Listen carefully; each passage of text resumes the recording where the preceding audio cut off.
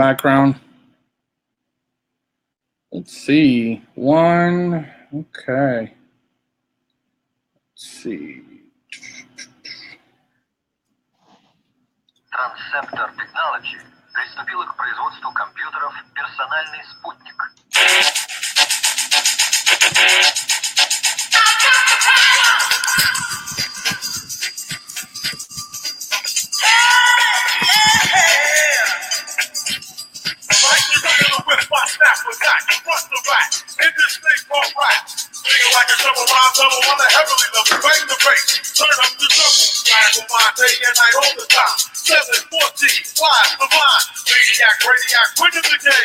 I'm the lyrical testing tank.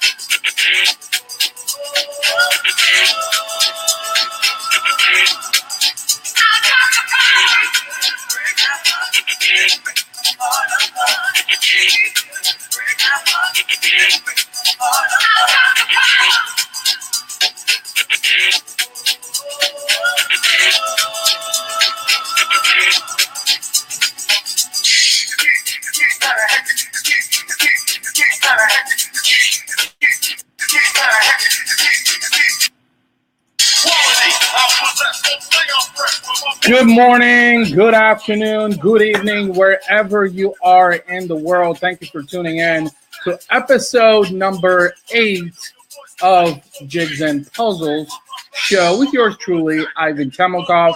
And today I will be joined by my special guest, Brian Sherman, who is in fact actually trying to work out some technical difficulties as we speak. So he'll be joining us here shortly.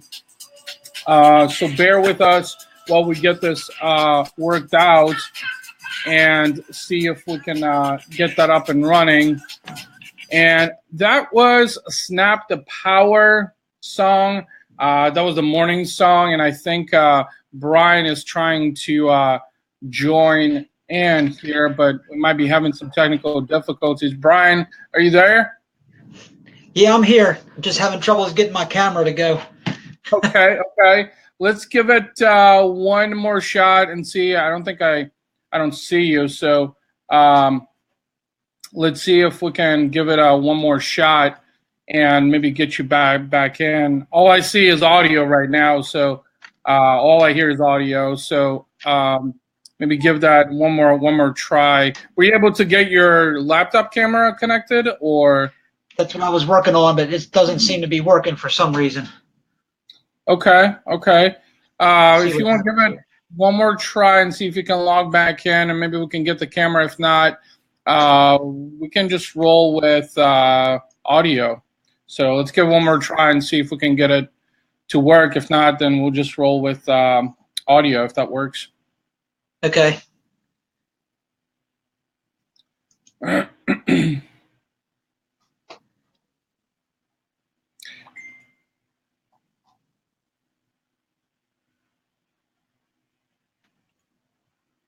All right, and for those of you that are tuning in for the first time while we are working out some technical difficulties, the Jigs and Puzzles show is a lifestyle show that airs every Monday, Wednesday, and Friday at 10:30 a.m. Central Standard Time, 11:30 a.m. Eastern Standard Time, and 8:30 a.m. Pacific Standard Time right here on Facebook. And we're actually now multi-streaming over to Twitter and my YouTube channel as well, which is just youtube.com/Ivan Temelkov. And Twitter.com/Ivan_Tamokov. And this is a lifestyle show that we talk about life, family, business, and special guests like Brian, who, as soon as we figure out some of the technical difficulties, will be joining me. Talk about how we are putting the pieces to the puzzle together.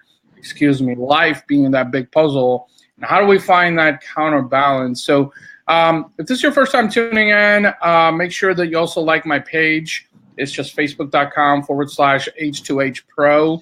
That's the letter H, number 2, H Pro. And that way you can be in tune with future episodes. And Brian, did you have any luck with the video getting it going? Not yet. I'm still messing with it here. Okay. Well, I got a real bad echo I'm getting on my side.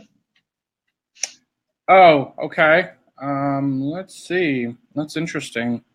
Do you have a tab maybe open somewhere that perhaps is echoing the video? I don't think so.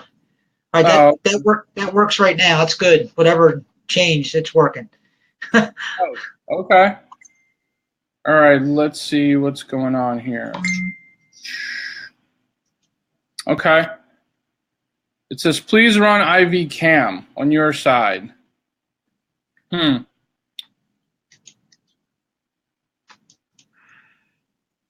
just turned it off and turned it back on, and it's still not coming up here for some reason. Okay. So if you want to I'll go ahead and get started. I'll keep playing with it as we're going, and we'll see when we get to happen here. Sure. Yeah, let's keep going, and everyone for tuning in, guys. We'll try to work out the video problems that we are having here. Otherwise, we're just going to roll with audio. So, Brian, good morning to you, man. Thank you so much for joining me here. You're welcome. And I hope that we can iron out the technical difficulties. And before we move forward, I just want to do a quick intro about Brian and allow him also to tell you guys more about him. He is a certified John Maxwell coach and trainer. He helps business leaders, grow themselves, grow their teams, and grow their profits. Has a passion for leadership and serving others, and believes that everything rises and falls on leadership. So, Brian, what's your story, man? What's your background? Tell us, how did you get into doing the whole John Maxwell training and teaching? There's a little bit of a backstory there on that. When I first got out of high school, I got right into trade school in the construction industry. So that was a 5-year process getting through that. As soon as I graduated, they set me up as a job foreman, general foreman, where you got 20, 30 guys underneath of you.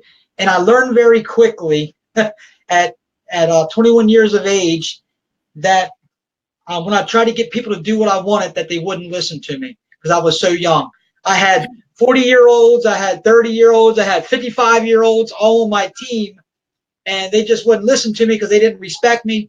They didn't see me as a foreman. They see me as a little kid at 21 years old. So I said, oh, wow, what do I do now?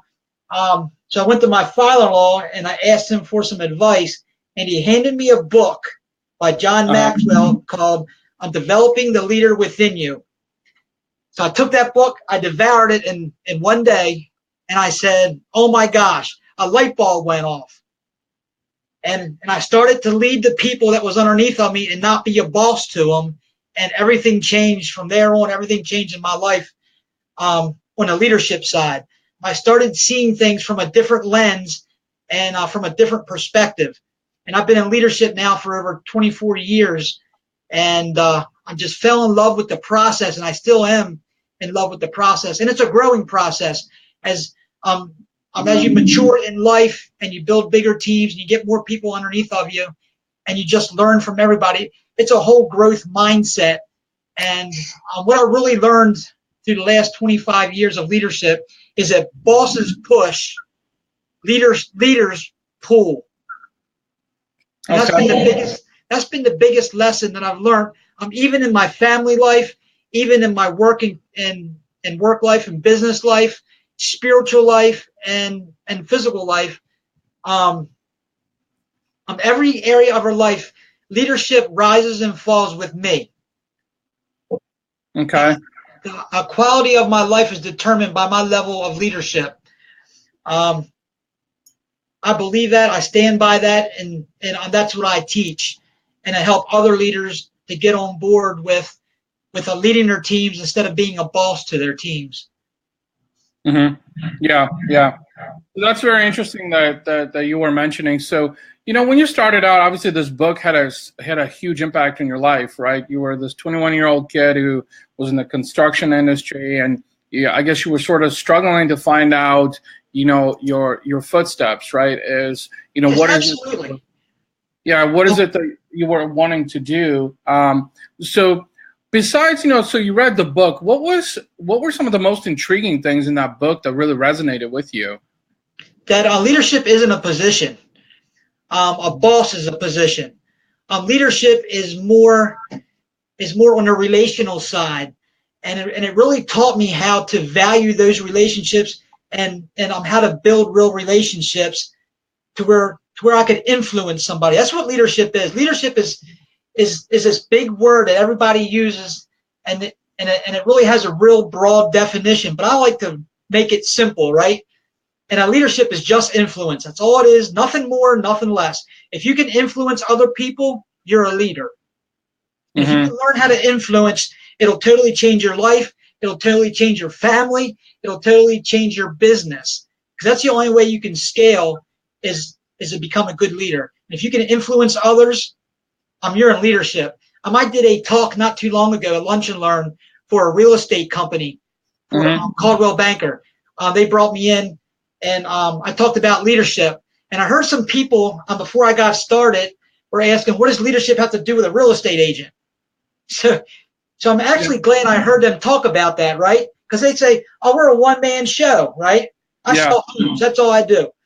So I'm glad I heard that, because I could change my opening to my canned talk that I did on leadership to really show them how much of a leader they really are being a real estate agent. And I've come to find out they lead over 20 people during a leadership transaction. And their eyes were wide open to the concept of how leadership affects everything in our life. Right. So one thing that I want us to stop on there for a second is you said influence. Use the word influence. And yes. I feel like, as someone who is an entrepreneur and has been a marketer for a good part of my life, I feel like the word influencer is very saturated, especially now going into 2018. So let's talk about, what is your take on who is an influencer? How do you define someone who is an influencer? If you can get people to make change, you're an influencer, you're a leader. That's my take on it. Because a boss or a manager can manage processes. They can manage systems. That's what a manager does. That's all they do. They manage processes. They manage systems. In my company, I don't like to call managers. They're leaders. And in every company, you should have leaders, not managers. Because the problem comes is when there's a change to be made, and you've got to pivot, you've got to change direction. It takes a leader to do that. Manager cannot do that, because they're only managing processes. It's like herding cattle. You know what I mean? That's what a manager does. They got a process. They take them from point A to point B in the corporate process or the company's process, and it really takes a leader to incorporate change in people. If you can get people to change, you're an influencer, you're a leader. Okay. Yeah. So I'm glad that you use the word leader in conjunction with influencer. And absolutely. I was actually so pleased that you used that word in conjunction with influencers, because I think one of the biggest misconceptions in this digital world that we live in is that an influencer is someone who has a mass following, which these days a lot of people can manifest, whether it's on Twitter, on Facebook, on Instagram, Pinterest, any social platform, and you use the leader in conjunction with influencer, because an influencer is a leader, and who is a leader, someone who's a leader is someone who exemplifies, right? Is someone that Right. teaches and gives other people value. And the reason why I asked the question influencer is because on this show we talk about life and business and family, and we talk about what people like you who have been doing coaching for, you said 20 plus years, and you've probably seen a vast amount of different scenarios, right? And work with a lot of different individuals. I'm glad that you talked about the real estate talk, by the way, because ironically enough, being also involved in social heavily, we did a panel several years ago on social media, or how to use social media for real estate. And there were about 40-something real estate agents that showed up to attend this panel, right? And one of their biggest challenges basically was that not that they couldn't set up a social media account, it's how to entice people. And my response to that was, well, you're selling hopes and dreams. That's what real estate is. Absolutely. You're selling, someone's dream home. You're selling someone's, American dream. So when you're doing these showings, for properties, it has to be manifested in a way that it really resonates at an emotional level with people, right? And that has a lot to do with what you do in terms of speaking, motivating, inspiring, so on and so forth. So it was a little baffling to me that I think that they were misconstruing how social media should be used for real estate, as opposed to truly acknowledging that you need to figure out how to connect with people on an emotional level. Let me ask you this. So you've been doing this for 20 years, right? You've been doing the John Maxwell training and speaking. So are you a John Maxwell trainer, or you've gone through I've gone through the program. I haven't been with John Maxwell for 20 years. I've been with him since 2014. I joined them because I wanted to link arms with the #1 leadership guru in the world. His content is second to none, and I wanted to join and lock arms with the best leadership company in the world. So that's what I did. I joined the John Maxwell team back in 2014, and continually I'm investing myself through their mentorship program. So I'm direct access to 7 top mentors in the world. Mm-hmm. I talk to Mark Cole every single week. He's John Maxwell's CEO of all 7 or 8 of his companies. I get on a phone call every single week with him. So I pour into myself just as much as I pour into others. And I think a lot of these coaches out there now, they're selling coaching programs. So when I go to hire a coach, I ask them, who are you getting coached by? And then can you give me their name and number? And then I'll reach out to whoever their coach is. And you'll be surprised how they'll come up with these different excuses of why they don't want me reaching out to their coach, or they don't want me questioning who they've been trained by, or come up underneath. And sure. And I just like to be 100% authentic. I don't want any preconceived ideas. So I'm 100% open. Even on my social media platforms that I'm on, I try to be 100% authentic 100% of the time. I don't like the fakeness. I don't have any Lamborghinis. I don't have Ferraris. I don't have a BMW. I don't spend thousands and thousands and thousands of dollars trying to make myself look like I'm something that I'm not. I'm still in the growth process, and I'll be in that process till I die. I'll never hit the getting there stage. I'm going to be in that growth process till I die, and I really believe that we all need to be in that process of growing and becoming better, and becoming into our true potential. See, there's something else I believe too, that we really don't have like a lid on our potential. I believe that it's infinite. As long as you continue to grow in your area of expertise, you can get better and better and better and better. I don't believe there's a top and out point. Some people, they set this big goal, they hit it, and they quit because they think they arrived, they think they made it. That is not my goal in life. My goal in life is to keep continuing to grow in my leadership, so I can serve others in a more powerful way and serve more people in the process. Yeah, yeah.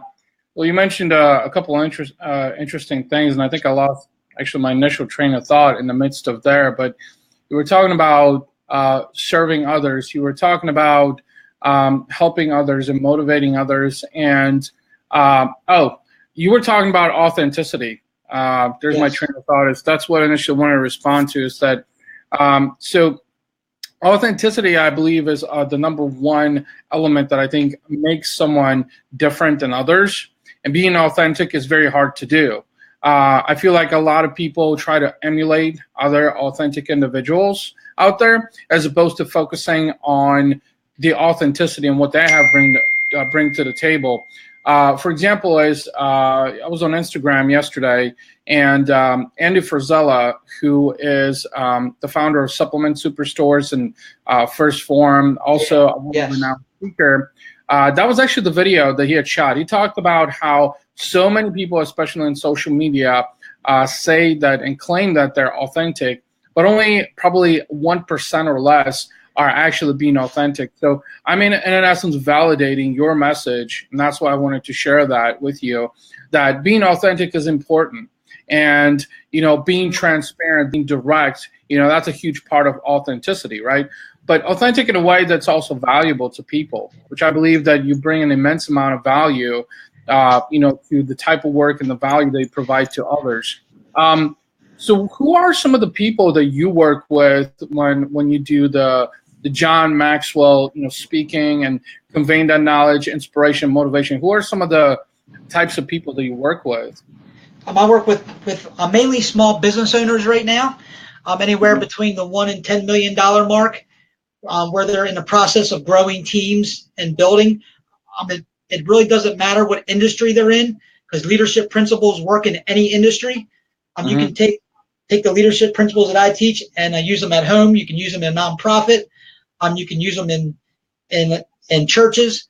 If you go back and really study John Maxwell's material, it was all developed and born out of the nonprofit movements that he has, because he used to be a preacher, and that's where he learned most of his leadership skills.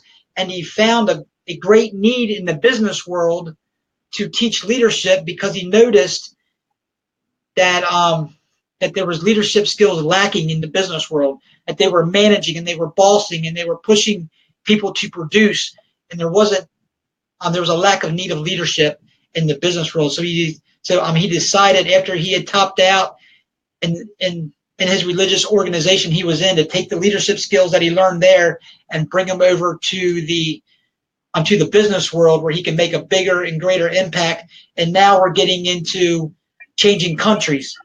We all went down to Guatemala. We went to Paraguay, and we trained 350,000 people in like 4 days. So we're in the business of transformation right now. We took 350 coaches down to Paraguay, and this year we're going into Costa Rica. And John's just making a huge impact on my life, and he's making a huge impact in the world. And it's just a way for us to give back to these other countries that aren't developed as the United States is. Sure. No, that's interesting that you mentioned. So what was that?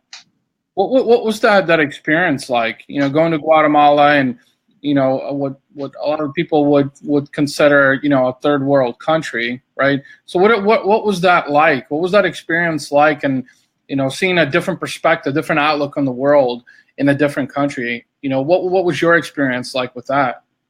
My thing is it doesn't matter where you go in the world. People are people. People have feelings. People have emotions, and we kind of see ourselves as isolated here in the United States. And if anybody has never traveled outside, you really need to get outside of the walls of the United States and really get into interacting with other cultures and people. And I think it's nice to travel and meet different people, because people have a story, just like I have a story, you have a story. And it's just neat to hear those stories, see where they come from, and I hear their struggles and just see their view from a different perspective, because we've got our perspective, right? We've grown up here in the United States, and I haven't lived anywhere else, and it's just neat to hear their stories. I've got a group in Kenya right now that I'm working with. It's a nonprofit group, and they have a bunch of orphans.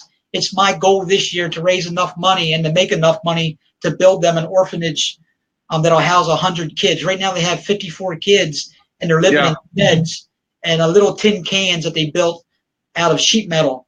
It's just neat to be able to share my expertise with them.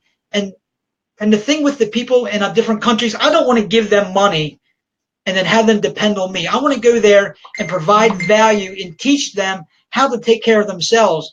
Last year, we raised enough money for the group in Kenya to purchase a piece of property so they could farm, so they could raise their own crops to be able to feed the children and to be able to sell and to create income. It was like $2,400 we raised for them to buy an acre of ground to be able to do that. We're helping them now to set up like a Shopify store so they can make their crafts and be able to sell to provide for the children and to provide for the team that's there. That's what I enjoy doing, is adding value to people and teaching them how to take care of themselves, even in a third world country or a country less fortunate than the United States. Yeah. Now, a lot of times we think of nonprofits as just giving food or giving clothing, which is fine and dandy, but sometimes in the long run we actually hurt them by not giving them the skills. That's what I want to do, and that's what really gets me fired up.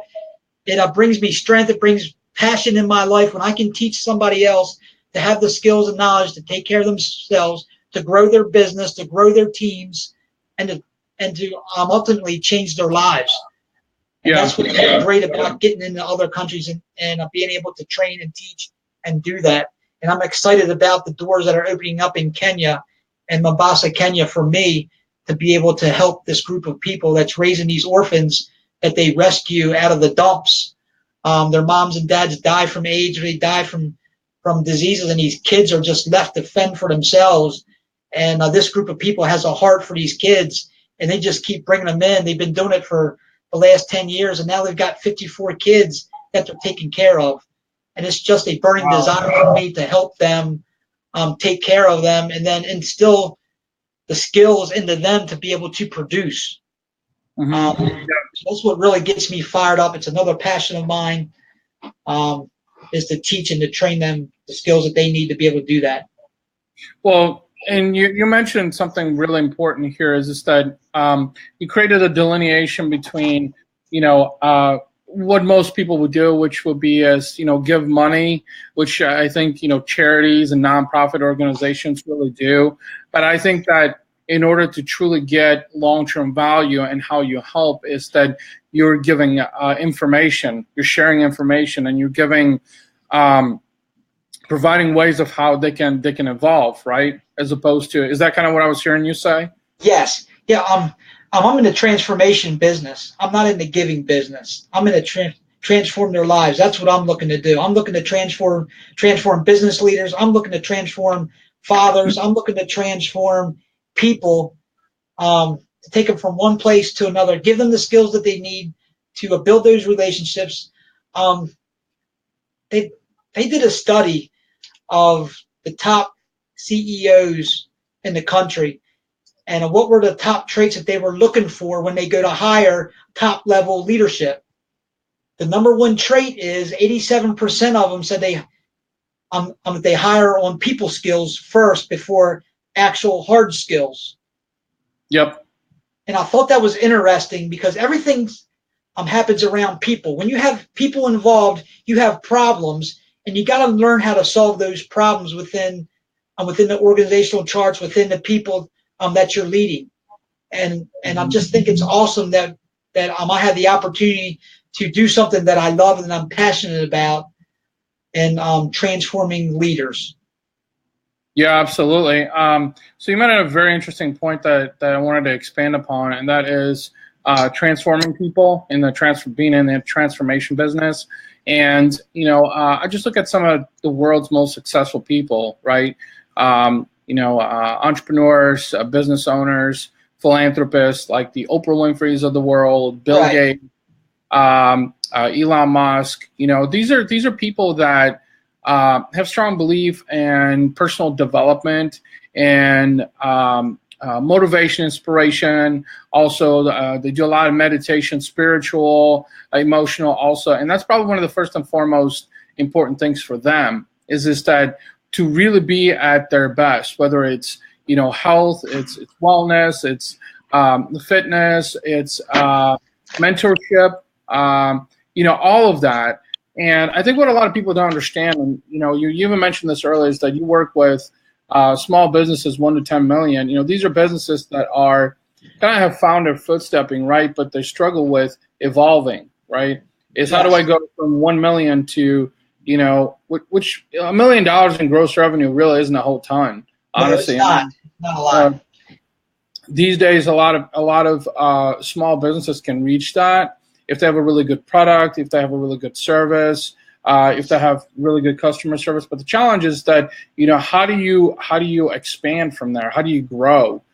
And I think the fact that you mentioned that you're in the transformation business is that you help them get the skills that they need to build teams and impact people on an emotional level, to help them, hire more staff, more resources, more manpower to grow, which I'm a big fan of that, because everything that I also do as an entrepreneur and as a business owner is very human-centric and emotionally driven, because I believe that, everything that we do as human beings is that evolves around emotions and feelings. We buy products and services based on that.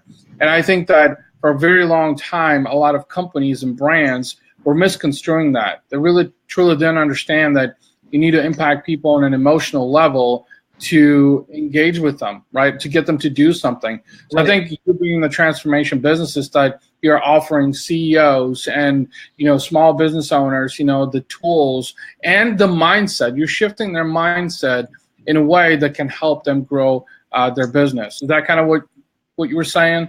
Yes, absolutely. Okay. We've got to change our thinking. I think a lot of times the way our school systems now are training our kids, they're not training them how to think. They're telling them what to think. And that's something that needs to change here in the next, absolutely. It really should have been changing around year 2000, that our educational system's got to change. So I see another big need, and I'm putting programs together now to address this need in our teenagers, in our high schoolers that are getting ready to go into college and go into the workforce, and they're going to be creating their businesses. They're going to be leading people. And I've got something called the DrivenYouthMentor.com that I'm building right now. I'm in the process of building a online mentorship program for teenagers. I think it's very important that we teach these kids how to think. What happens when they get this light bulb idea in their mind? How do they take that idea that's stuck up in their head? How do they put it on paper? How do they make it tangible? And then how do you put a plan and develop a vision around it to bring it to path? I think there's so many dreams, there's so many ideas out there that would totally change the world if we could teach somebody how to take it from their mind, put it on paper, develop a plan, build a team around it, and then execute on it. And that's something else that I'm working with teenagers on right now. I'm doing a little trial mentorship group right now with a few teens just to get feedback on what I'm telling them. And they said, and I'm getting some really good feedback on what I'm telling them. There was a question yesterday. I was with a bunch of teenagers yesterday, and we got in this dialogue. We had like an hour and a half ride to a basketball game. I coached their basketball team. And we got into this dialogue. They said, what's the number one advice you'd give me as I'm going into on graduation this year? And I said, the number one skill I would tell you need to start developing right now is to learn how to sell. The number one skill that you need to learn right now is to learn how to sell. If you can sell, you can do anything in the world. Whoa. This is, Brian, this is so ironic, man. Like, I got to interject you and share the story with you, because I think you're going to find the irony in this. It really is. I almost feel like this is deja vu in a way, honestly. So you were talking about the American education system. You were talking about how it needs to change. And then you were talking about also how sales is probably one of the most important skill sets they need to learn. Let me share a little bit of a story with you that you're going to find very ironic as to what you were just saying and why it's important. So first of all, I'm a father. I have a 22-month-old son, and I have a baby girl on the way that's due in June. So I see extreme value in what you just shared. But my story is that I'm someone who is self-taught, someone who spent 12 years in digital marketing and helping a lot of startups, build their brands also. But what I went for school was, initially I went for 2 years to college for IT. And I found absolutely no interest in even getting a college degree beyond that, because I had zero interest in what was being taught in the American education system. Now, fast forward 12 years later, I taught 4 years at the university level here in St. Louis, Missouri, taught search engine advertising, which is something that, I was self-taught on, something that I learned, but I had so much performance and proof of concept beyond that I was invited to do that for 4 years.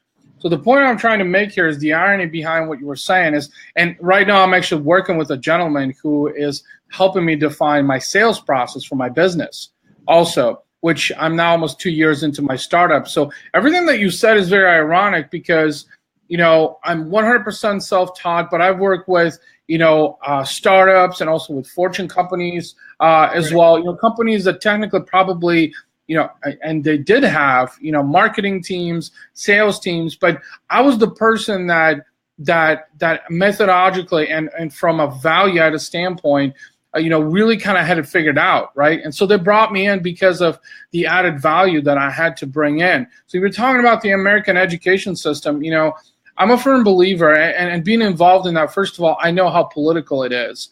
That's probably one of the main problems, and not to spend too much time talking about the American education system, but it needs to evolve. I mean, even 4 years ago, this university that I taught at, actually it's been longer than that. It's been 6 years now since I started teaching. I taught for 4 years and I stopped 2 years ago. Now coming up in May of this year, when I focused on my business, when I started my startup, and even back then, the enrollment percentages were down by like 15%. That's a huge number, and being part of a continuing education program, which is what I was completely different, right? But the point behind it was that the traditional curriculum that's being taught wasn't evolving, and it wasn't evolving at a fast enough pace. So like what you were talking about, like one day when my son has to go to college, I'll be that parent who, will give them different perspective and say, hey, if you want a career, if you want a job, go to school. Absolutely. Go get that degree, go get that MBA, and then maybe start a business or do whatever, a career, right?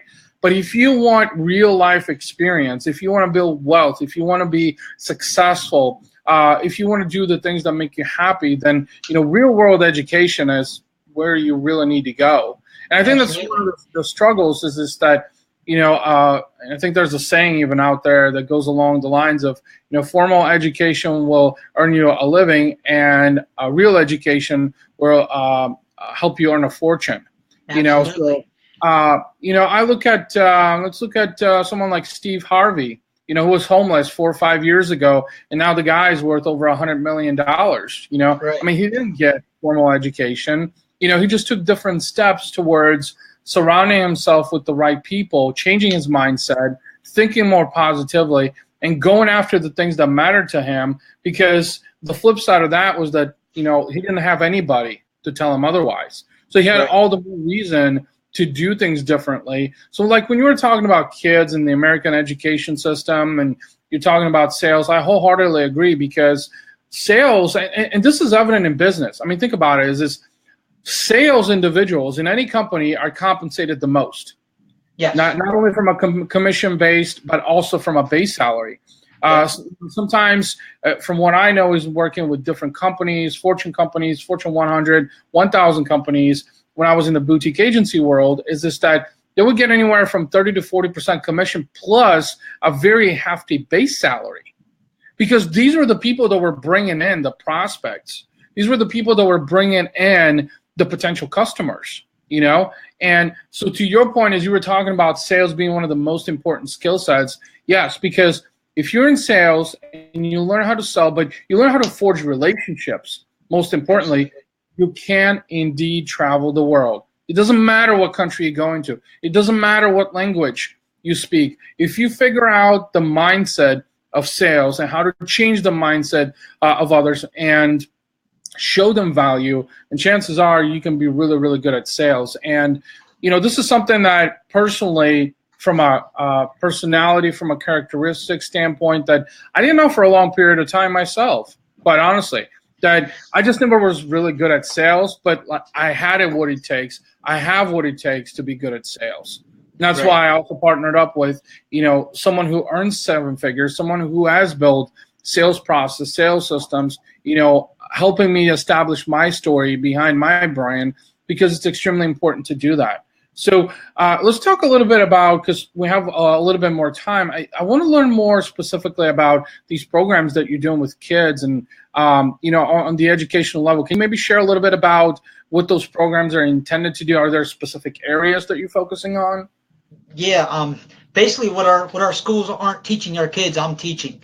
I'm teaching them why their credit score is so important, how to build it, how to keep a good credit score. What is good debt? What is bad debt? The only good debt out there is debt that you can leverage to produce income off of. That's the only good debt in my book. But a lot of these kids, they go out, they get these part-time jobs, and they take it and they go finance a car with it. They go and finance jewelry. They finance whatever they finance, and the stuff just loses value. What I'm teaching them kids to do is to go buy a Star Wars figure at a garage sale, put it on eBay, get $40 for it, and learn how to make money. I mean, that's my challenge to my basketball team kids now. I told them, I said, look, there's not a reason why you guys can't be making $1,000 a month, every one of you. If you guys will listen to me, I'll give you a process on how to do it, just by flipping toys, by flipping anything to make money. It's really not that hard. You just got to have that drive and that vision that it's possible. And something else with these kids is the mindset. They walk around with these blinders, what their parents have taught them, what their parents have shown them. That's all they know. I'm trying to expand their mindset just to see the possibility if it's done just a little bit differently. I was giving them an example the other day as a school teacher, right? Here they're working for the government. They're coming in, they're getting $45,000, $50,000 a year. And I was trying to explain to them that teacher would take the same skills that they have, that they're working for the government or working for an agency teaching students. If they would take those same skills and take it to a different, say they're an art teacher, right? They could open up their own business, some art studio, teaching people. And I was teaching them how to leverage their time and how to leverage money. You can teach one person for an hour and make $10, $15 an hour, or you could teach 100 people in 1 hour and charge $5 per person. And the difference in income. And man, their minds really started turning, and they started thinking. They said, man, you're really right. If I taught 100 people for $5 a person, that's $500. Or if I taught one person for $10, that's $10. Here I spent the same amount of time, but I leveraged something to be able to create more money. And we got on this talk on how to create money trees, I call them. Doesn't everybody want a money tree?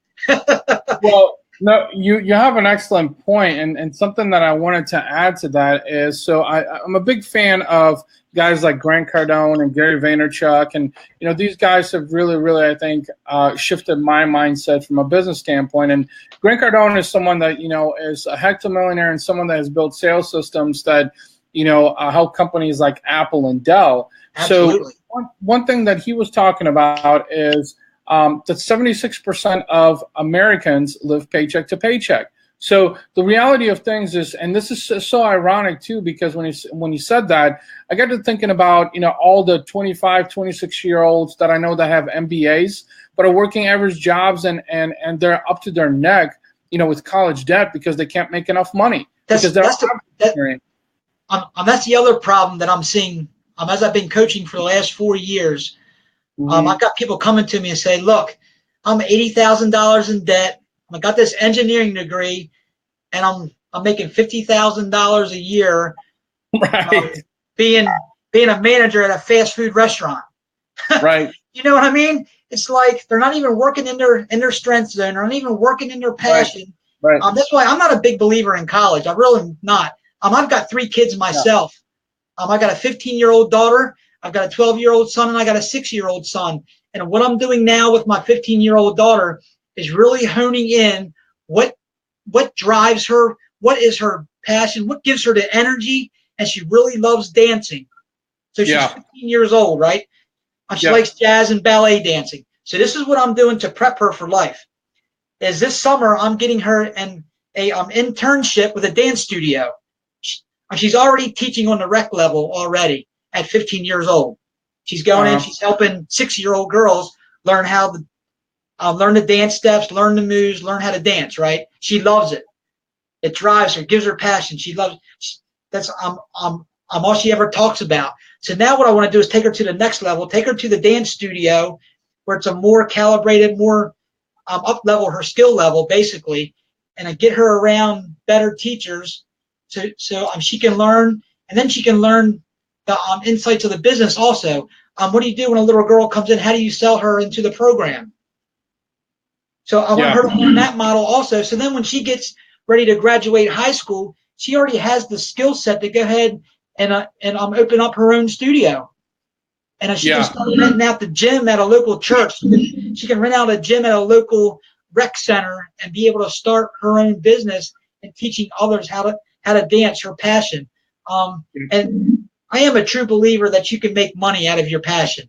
I am a true believer that you just got to learn more skills to be able to make that possible. Absolutely.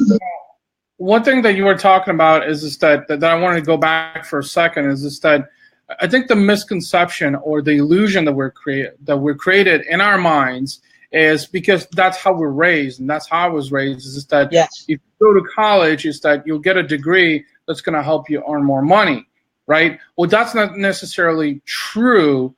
In most cases, it's not, because, I know so many people that have MBAs. I know 25, 26, 27-year-olds, but they're working at dead-end jobs. And, what guys like Grant Cardone were actually talking about, too, is that the average American makes $55,000 a year. How are you supposed to support a family, pay your mortgage, pay your car payment, also, or even set money aside for retirement? It's just unrealistic. So why is it that the American society, the American education system teaches you that if you follow this path, which this path is broken, it has been broken for many years. Like when you're in high school, and when I was, 17, 18 years old, my senior year of high school, is that I was starting to see counselors, right? High school counselors and then college counselors, and they're trying to prep you, make you college bound. And I'm sitting here thinking, I'm like, all right, I get it. I see the value behind it, but I wasn't, and maybe that was just me. I just wasn't fully persuaded.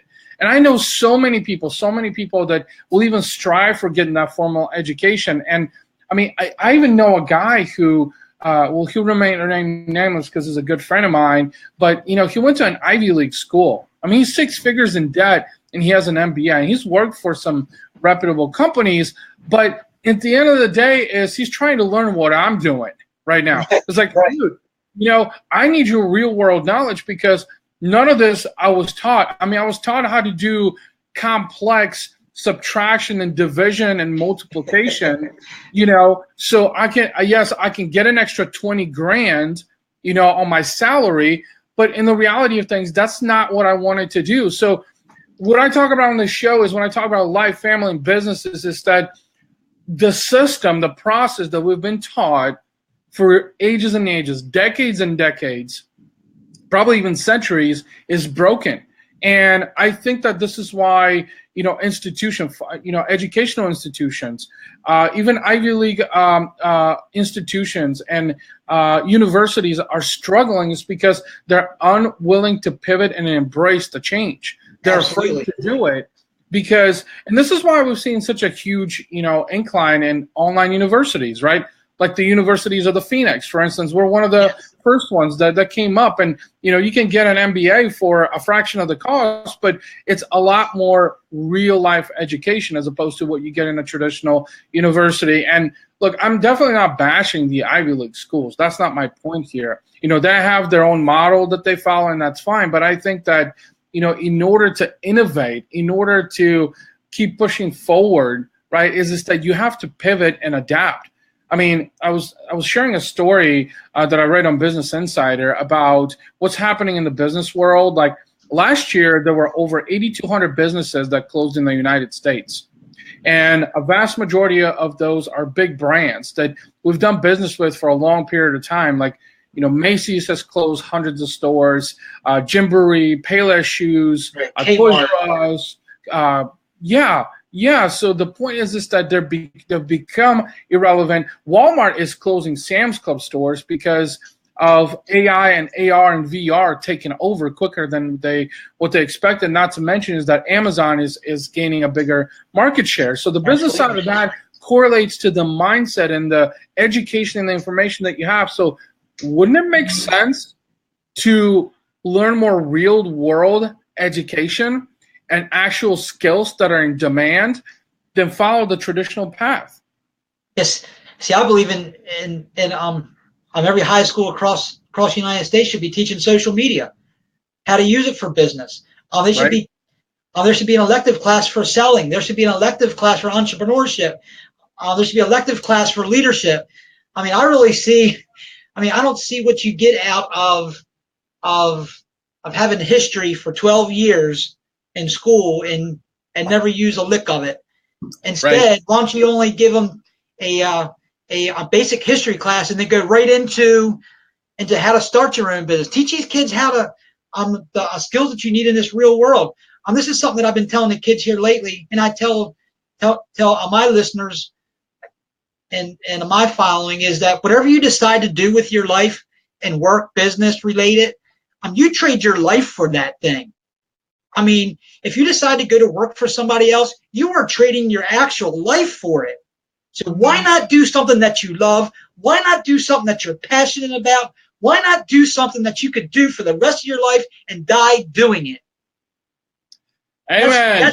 That's my thing, because I've been trading my life for what I've been doing for the last 15 years, and now it's time to change. That's why I started my business 4 years ago. That's why I'm in the process of going through these transitions. I'm trading my life for that mess. I don't want that life. I want the life that I create. I'm the master of my fate, not some corporate, not somebody else that hands me a paycheck. That's what I want these kids to understand, that you are trading your life for the thing that you're doing every single day. If you're watching TV for an hour, you just traded your life for that show. Was it worth it? You know what I mean? That's what I'm trying to get my own children to understand. You sit down for 5 hours and you play a video game, you're trading your life for that. Yep. You know what I mean? You made a very good point.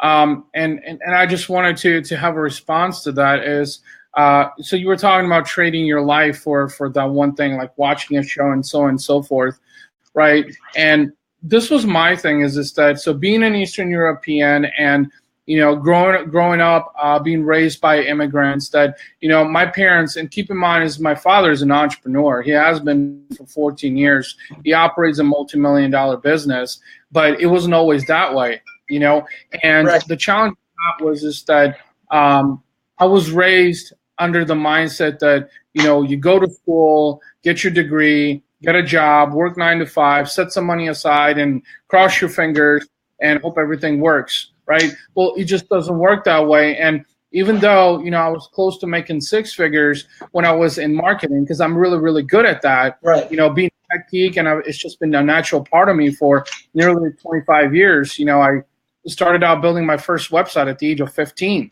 I'm 38 years old right now, so that was 23 years ago when I showed curiosity. But the point that I'm trying to make here is that I never felt full. And as a matter of fact, the last agency job that I had, which I was phenomenal at, I even helped bring business in to this company. When I gave my 2-week notice and I left, the owner was actually pissed off at me, literally. And so my thing was like, I helped you bring business in. Even though it was a small fraction, I helped you bring business in. And this is the type of gratitude that I get, as opposed to being happy and saying, dude, go out there, man, follow your dreams, follow your goals, contribute to the economy, because in essence, by building a business, I am opening up new job opportunities for other people who otherwise just want to work and make money and they want to build a career. Right. And he didn't quite understand that. And what was so aggravating for me is just that when I reflected, many, many months, a couple of years before that, when I first interviewed for that position, it was a whole different ballgame. It was sweet talking and persuading and, the typical interview, right, that you do a job interview is that when they like you, they'll make everything possible to get you, right? Because they know that they are literally getting any amounts of value, but they want to make you think that you're not as valuable. Because once you realize how valuable you are and how much potential you have, most people will be like, I'll turn down that $55,000 salary every day. Actually, Grant Cardone this was really interesting in the keynote that he had that was talking about money and how, like you were saying, is there's no reason why these high schoolers can't be making $1,000 a month flipping stuff on eBay, whether it's cards or, shit that's laying around the house, right? But the point was just that so Grant Cardone and Gary Vee actually, so Grant does the Young Hustler show, and then we're talking about how the difference between someone who makes $55,000 and someone who makes $42,000, right? With a $55,000 person who's building a career, they're kind of going through the corporate ladder and all that, and the rat race and all that, and then someone who's making less than $42,000 is probably the entrepreneur, who, even though they're probably making less money, they're probably happier because they're doing what they love. They're doing what they're passionate about. And they know that I might be making $42,000 right now, but 6 months, 12 months from now, maybe even next month, I could double my income. And the unpredictability of that, the curiosity of that is what should be a driving factor for a lot of people. But you being in the transformation business, this is why I'm so appreciative of people who are, coaches and speakers and motivators, that you change the mindset of people. And being someone who I was technically labeled as a former introvert, I was always told that I didn't have potential, that, I shouldn't do the polar opposite. I shouldn't step outside of my comfort zone. But it's the moment when I stepped outside of the comfort zone is when things started changing. Most times good, but sometimes bad. Because if you live in the comfort zone, nothing changes. It's the same status quo. You're in fact limiting your potential by living in the comfort zone. And the reality of things is over 60% of Americans do just that.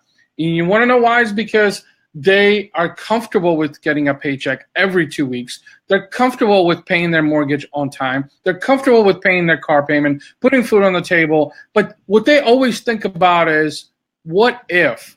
There's always that what if on the back of their minds. What if I did something different that gave me a better sense of happiness?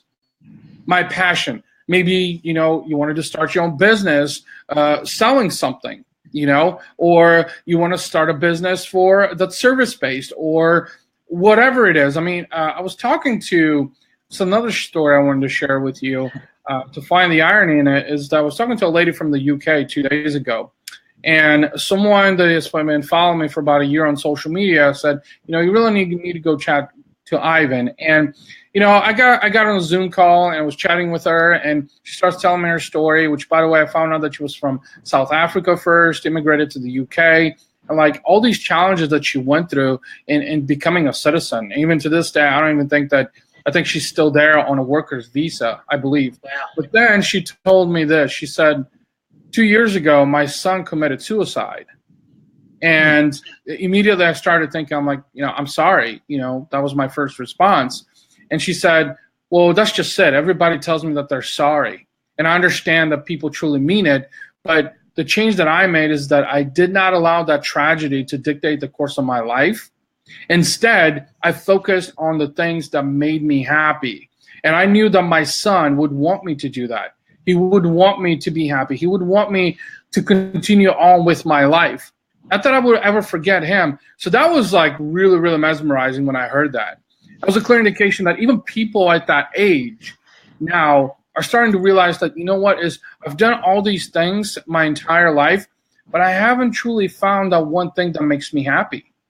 Right. And, regret is one of the worst feelings in the world. And when you get to be a lot older and your time is up, you have a very small window of opportunity, if any. So that's why I'm in such huge admiration of people like you who you strive indefinitely to change the mindset of other people to make them realize that you still have time. But you got to change your mindset, and you got to figure out how do you go out and chase your dreams, and what are your dreams, and what is your purpose. And I think that motivational speaking and motivators and influencers are very underrated. But in this world that we live in, I think that a lot of humans just don't recognize the immense amount of value that you guys bring. I mean, the ability to uplift someone and otherwise help them find their footing, because a lot of people struggle. I mean, I know a lot of people that are even C-level that they make six figures. The money is happy. They're miserable, but they're not happy. Right, but they're not happy. And I think we live in this fictitious, mediocre world where we have been told since an early age that to get an education, that a formal education that's going to help you make a lot of money. And that's the illusion that we live in, I think, for the majority of our lives, and realize that, well, I went to school. I'm 6 figures in debt, right? But am I making the money? Am I really doing what I want to be doing? And then people realize, no, I'm not, because I've been following a traditional path that has been implanted and force-fed into my brain, that I have been blindsided by it and have not allowed myself to truly fulfill my potential and follow my potential and find my purpose. And that's what's really challenging, I think, is that a lot of people just don't think outside of the box. And the fact that someone like you comes in and helps them, the fact that you're doing it with kids also is pretty big, because this is the next generation of business owners and leaders. These are people, kids that might be presidents, might be, future CEOs of big companies, and they need to have this real world education. I mean, another example is that last year, I was talking to a kid who was a mobile developer at Monsanto, and the kid was getting paid $150,000 a year to develop a custom mobile app for Monsanto. It was 18 years old, $150,000. Think about it. And the reason they hired him is because he was the best, most capable mobile developer out there that they could find. And this was a kid that didn't even have a college degree, obviously, at that point. Right. So the point I'm trying to make is that they hired him based on a skill set, a real world skill set that he learned on his own. But you know what his response was? He said, I'm making good money, but I'm bored as hell. He said, this is like the most boring job. Like, there's no interaction here. It's a very corporate environment. You see all the people that clearly come in and punch out. And it's just I fall asleep around 2 p.m. because I'm bored, and I'm sitting here, I'm like, he's 18 years old, making $150,000, and he's bored off his mind. That means that he hasn't even identified his fullest potential. I mean, if you're that talented, imagine what you'd be able to do on your own. Right. Absolutely. So it's just, And so I know we kind of went over time here, Brian, but I'm definitely appreciative of you hopping on. I know we weren't able to iron out the video difficulties, and that's okay. I think we had a great conversation. But in closing, tell people how can they find you, how can they connect with you, if they want to see coaching services from you. What's the best way to connect with you? They can connect with me on ShermanPerformanceGroup.com. That's my website. You can connect with me on Facebook. My business page is Brian Sherman Coaching and also Sherman Performance Group. You can look me up those ways. Direct message me. I'm also on Instagram at Brian Sherman Coaching. You can find me there, and I'll respond. I'll respond to every DM I get, every comment, every like. I'm in social media. I'm interacting with my audience, so they can find me on any of those platforms. Very cool. Very cool. Brian, thank you so much for joining me. This was a great discussion, and I look forward to staying in touch with you. And I want to thank everyone who, by the way, first of all, apologize for the technical difficulties. That's just bound to happen on the live stream. But with that being said, Brian, thank you so much again, and for the plug and letting everybody know how they can connect with you. Have a blessed day. Once again, thank you so much. All right. Thank you, Ivan. Have a good one.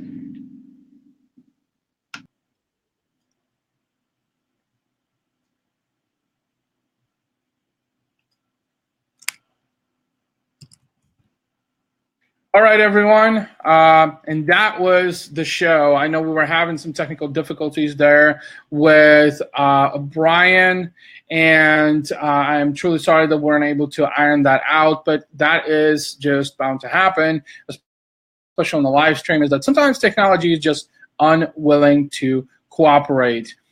Thank you so much for tuning in. I really appreciate it. This was episode number 8 of Jigs and Puzzles Facebook Live show with yours truly, Ivan Tamokov.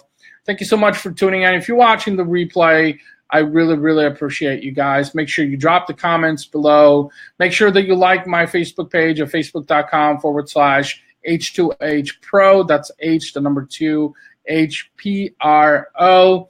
And also, if you find value in this particular stream, I would really appreciate it if you shared it below in the comments section. If you haven't turned on the notifications, they're probably somewhere up in here, or the next time you see this notice, make sure you hit the Get Reminder button. That will notify you when I go live with the next episode. I hope you guys have a blessed Friday. Thank you so much for tuning in. Have a great day. Bye-bye.